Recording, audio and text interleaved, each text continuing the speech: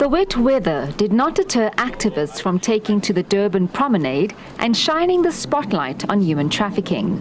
Clad in black attire and walking in single file, the silent march was on behalf of the millions of people who are trapped in modern-day slavery. Placards read, "No one should own your body," and "End human trafficking." The Justice Department says victims are often unaware of the deception and are often coerced into being trafficked.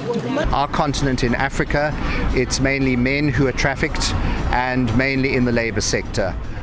So basically people desperate for work who then end up in a situation where they're forced to work, not given the option to leave. That's human trafficking.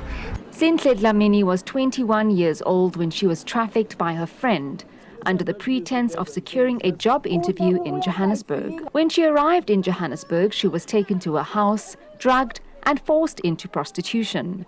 She managed to escape her captives, but says it was too late.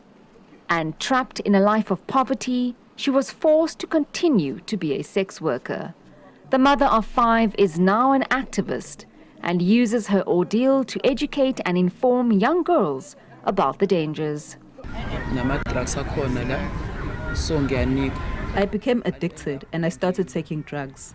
And they told me if I wanted to continue to smoke the drugs, I have to take clients. I had clients, but the money was not coming to me. It was going to the owner of the house. But now I am an activist and working with prostitutes. I am a trained counselor and I am assisting these young women to turn their lives around and get off the streets. South Africa's Prevention and Combating of Trafficking in Persons Act came into existence in 2015.